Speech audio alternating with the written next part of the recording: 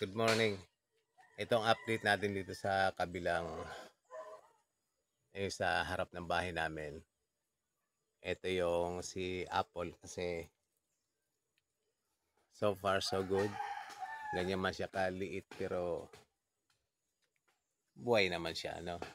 Hello Apple, say hello to the camera, no? Yan. Yan siya. Blooming na siya uli. So, ayoko nang magtanim muli ng papaya malapit dito sa Mansanas kasi pinudpud yun ng caterpillar dito 2 beses dito pa. Kaya pati ito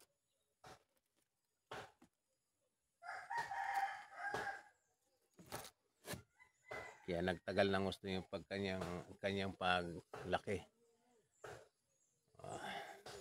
Sana nga alagaan ko siya talaga ng gusto para mabuhay dito. So yan si Apple. Yan si Apple. And galing pa yan ng Pasig, ano? At okay siya, surviving.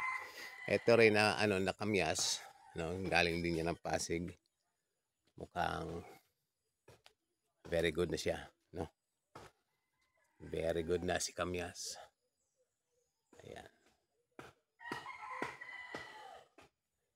So ito, tingnan niyo kung gaano ka bansot yung kalabasa. Hindi siya talaga medyo hindi maganda yung klase ng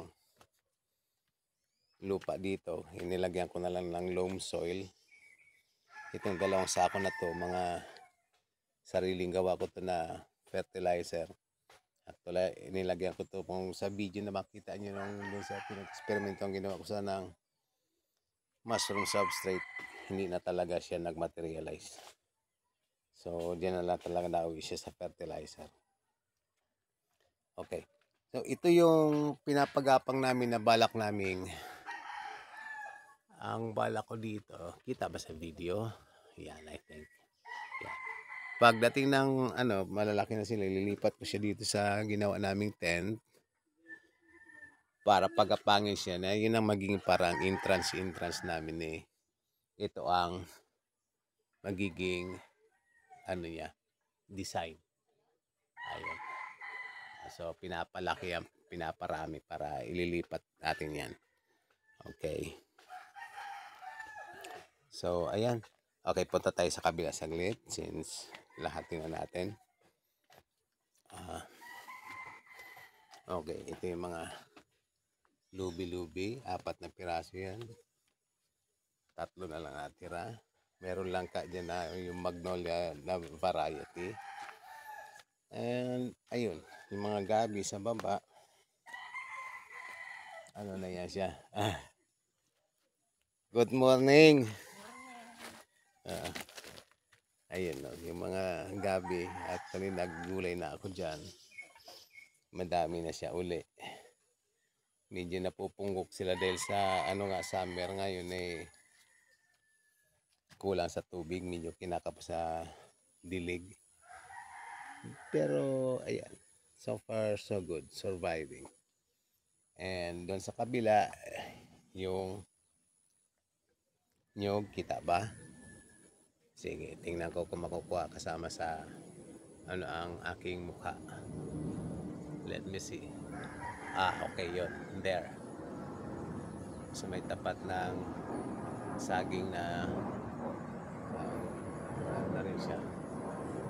I don't know kung mamumunga pa yan, pero dinidiligan ko yan siya. Pilit ko dinidiligan. Sana nga magkaroon pa ng buhay.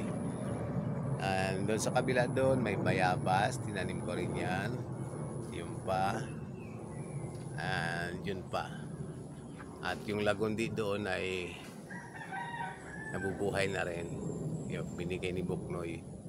Kasi nakukwento ko na yun pinakamagandang panggamot sa sipon. Binigyan kami, yung tinanim ko, nabubuhay na. And yun. So ito na, medyo malinis-linis na rin siya uli. Hindi pa tapos pero yan. Minidyoan ko na para baka hindi naman ako makapag-video dahil lagi kami busy. No? So ayan. Itong saging na to na tinanim ko na rin lang to noon na super ting-ting na lang yan eh. Ayan, mukhang okay na siya uli. And ayun yung isa pang ni pagapang na I forgot kung anong klaseng halaman yun, yung gumagapang na yung mga ugat ang gandang tingnan. So yun ang gagawin naming design dyan sa tent na yan, no? Alright, so that's it. Yung mga taro dito tinanggal ko na dahil sa makati siya masyado, hindi magandang variety. Kaya ayan, naluto ko na lang pakain kay Luna kasi kahit si Sola umaayaw, makati yata masyado. Ayan. And ito namang dito, tinanggal ko na rin lang tong saging dito dahil sa ayun, may sakit siya, hindi naman siya namunga. Kaya napipeste. So pinutol ko na rin lang yung buong unit dahil sa pag pinantay ko tong bahay, malambot yan siya. So dapat alisin na lang. Okay, so nandito tayo sa may part ng para makita natin mas maayos yung mga tanim doon. So ayan, yung bayabas, nakahilira yan siya. Actually, 5 pirasong bayabas tinanim ko dito, hindi nabuhay yung 2. So 3 lang yan. So pati dun sa taas ang dami na naitanim akong bayabas. Nga pala, balikan natin. Ayan. Itong malaking bayabas, baka putulin ko to, reorganize. I think baka maanoan siya ng bahay, baka expand ko konti. Pero yan, daming bayabas siya nakatanim dyan, no? Kita na siguro sa video. Okay, alright. So yun, may happy ako na nakapag video ulit. It's been a long time, it's been a while na hindi ako nakakagawa ng video lang kasi masyadong busy.